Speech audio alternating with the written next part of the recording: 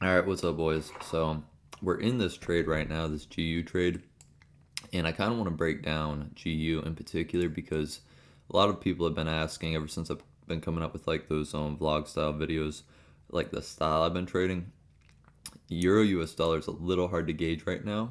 GU is a lot easier of a read this week, and I'm gonna show you guys exactly what I mean by that. But essentially, we're trading ICC. I told you guys to go to Trades by Size channel, check him out. But long story short, it's the same way I've been trading since I've got this account, since we've been in it. And I'm going to break down exactly like the way I've been trading. And so I'm going to kind of paint a picture for you, and I'm going to hopefully do a good job at explaining it. But what you're basically looking for is you're looking for external ranges, external trend, right? Now, an external trend is established by swing points that have broken previous swing points. So for a point to be an external swing high or an external swing low, it has to have broken another swing point. So let's go back here. You can see clear as day. This swing point got broken by this swing low. So this is a valid external swing low. Now this swing point, right, gets broken by this swing low. If you guys zoom in enough, I just know because I've been looking at this chart, you can see price did close higher. Since we closed higher, this is an external swing low. We're in an uptrend until we sweep here now. Now we close lower than here. We've got a new high. We've closed lower than here. This is the high that closed below this low. So this is our range, right? And when we have this range, we're basically looking for an indication beyond that point, that break, that correction and continuation, and so on and so forth. Now there is some minor structural swing points in here. We're not looking at it. We're mainly looking at this low. This is a lower low, or this is just the first low of the downtrend, a lower low. Then this is a lower low again, and then this is another lower low. And we're looking to continue the move and not really take all of it, but to get just a piece out of it, right? It's the one regret, the only regret you should ever have when you place a trade is, man, I should have held it longer. Because if you're not getting in a trade that you think is going to run much further, then you really shouldn't be getting in it. Now, I have the belief system that I want to find a trade that I can swing, and I just want to take a piece of it, right? So, like, I believe this trade's actually going to clear the slow again, and then even more so, beyond that, potentially coming down to match where these buyers stepped in over here. Now, after this is really just the immediate target. After we get there, anything can happen. But I'm gonna break down kind of too. This trade it's looking like it's going towards take profit right now, so this is going to be a nice setup. But I want to break down the other setups throughout this week on GU. I did not take these. I've been trading Euro US dollar, but GU has just been. This is my first trade on GU, honestly, on the account at all, and I've just been looking at it because sometimes you're not like I'm a big fan of just trading one asset, Euro US dollar, but sometimes too the picture's just not as clear. Like it's just not. So hopped over to GU. Obviously, a lot clearer picture. Had we been looking at it all week, it would have been much clearer all week. But I'm gonna show you guys the setups. Long story short, so this was that structural low I was talking about, and it had gotten broke last like Thursday, right? So we had established that we were no longer in an uptrend, we were in a downtrend. Now this structural point is our line of interest, right? That's where you want price to draw back to. Now, there's a few things you're looking for when you get into the markets. You're not necessarily looking for, like, you're not necessarily trying to wait to see, like, when you're going to sell off of it. When's it going to trade back below? You're going to hold over the weekend. Like, I'm trying to come to the markets in the morning at the macro timing, right? And that macro timing just happens to be right here. You can see 9 a.m. Let's go back to the 5 minute. Now, here's the idea. Here's the idea, and this is going to change everything for you guys. If you guys can see the higher time frame perspective, right, and then you come to the markets at this time, you know, okay, we're in a downtrend, right? We broke below here in a downtrend. We corrected back above here. Now, all we're looking for is price to fall back below here again, which it already is by the time we come to our trading time. And then what are we doing? We're looking for it to match that move into target there. So if we're already below that line that we broke, we're trying to continue the trend. We're in a continuation phase. and then we're just gonna get in at 850 with a 1-to-1. And if if you need to target, like if it's a little bit shy of 1-to-1, just because you don't want to put your take profit too far past here because you don't really know what's gonna happen after here. That's all the fine as well. So same thing here. The very next day, you can see then we had broke this. Now on Tuesday, what do? We pull back, and then guess what? Right before New York starts kicking in that 850 macro, you get in and you basically just target that low again. And so the market on a daily basis is distributing, and you can see here again, I mean, it's probably going down here. We just hit take profit here as well, which that was a nice, let's see, it should have been, that was like a $10,000 trade.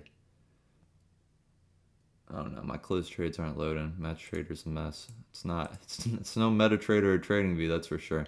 But yeah, nice $10,000 trade, and all we did, same thing here, guys. You can see this low got taken by this move. We waited to correct back above this low, and then for price to continue before New York. And yes, we were back above this price level before I got in the trade. But here's the thing. The continuation already started happening. There's really only two things you want to be concerned about when you enter the markets. A, are we in the continuation phase of ICC? If you don't know what that means, go watch Trades by Sai. He explains ICC to a T. Now, are we in the continuation phase? And B, has the target been met already? If the target's been met already, don't take the trade. So, like I'm going to show you an example of where the target's been met already on like another asset and where you wouldn't want to take the trade, right? Like let's go to US yen. So US yen, just kind of ignore all of this, but mainly look, let me take this off. Price was in a downtrend, right? And then we swept higher. We were in an uptrend. This is the high of the trend. This is the low of the trend, right? This is the break of structure of the trend. Let's put everything back on. Now you can see right here, we pulled back below this break. We got back above this break again. What are we doing? We're trying to target here. Now, price did tap there, and I'm going to show you exactly what day. It was Monday. It was Monday that we tapped there, and you can see, same thing right here. You just pretty much get in at that macro time as long as you're above that break, right? Because you're in the continuation phase, and you haven't met target, because you know that price needs to go to meet target once it's back in that continuation phase. And then basically you're looking to target that high. Now the rest of the week, we're inside that range still after already hitting target. So what are we going to do? We're not going to look at US dollar yen. And these are just examples. That GU trade that we were just in, that was really a trade I'm in on this E8 account, and we just watched it hit TP live. We were like not even all the way there. But and then I just really wanted to break down GU. But now this is just an example of after target's been hit though, you don't really want to touch it anymore, right? Because let's go back to the 4-hour, right? You can see target got hit up in here, and now we never closed higher, so we never established a new range. So we're stuck in this massive range, and it's like if you're only trading US dollar yen and you're stuck in a massive range like that, that's going to kind of suck for the rest of the week for you. And so that's why I'm starting to look at a few other pairs as well, just the main 7 USD pairs. You really want the US dollar to be involved if you're going to be trading New York. But yeah, there's nothing else going on for USN this week. I think the same with US franc. Yeah, US franc, you can see it did make its move to tag that high to hit target, but now it's still stuck in that range. And then you got other pairs like US CAD that's just, you're waiting for it to pull back below that level again. Same thing with New Zealand US dollar. You're so far away, you're waiting for price to pull back. And then AU, same thing, waiting for price to pull back. And then GU and EU are the only ones that really have any actual clear structure. So you want the best of you want the best possible opportunity. Now every day is not going to present an opportunity either. There's been tons of opportunities in Euro US dollar lately, and this week especially in GU. But other than that, like you're really just trying to take base hit after base hit 1-to-1. Usually I'm going for 15 pips. This is 20 pips because you guys can see GU is obviously a much more volatile asset, and it was like perfectly targeting this low, and it just happened that a 20 pip stop would put or stop right above these highs, which I didn't want to go beyond. But this is just a daily trade breakdown with you guys. I am expecting price to actually come. Let me unlock this. I'm expecting it to come here, right? Like I said in the beginning, the only regret that you should have um, when you trade is that you didn't hold your trade longer. But with that being said, too, the name of the game is just base it after base it, and not like being afraid to leave money on the table. Not being afraid to leave money on the table has helped me significantly because really anything can happen. There's a high probability we still hit here. There really is, but anything can happen. There's a FOMC meetings minute today. I really do believe on its way to hit here, it's going to do a lot of like noise and stuff to try to get people out or try to get people in buys. That's what it did right here. Kick back up, came back to break even, but then we ended up pushing right back down. When you understand market structure, you'll stop stressing all that noise in between.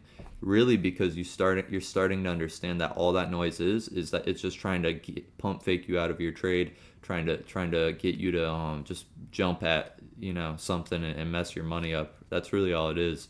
But price is delivering clearly in clear and like organized direction, and it does that through market trends. And it's you just got to see past the noise, right?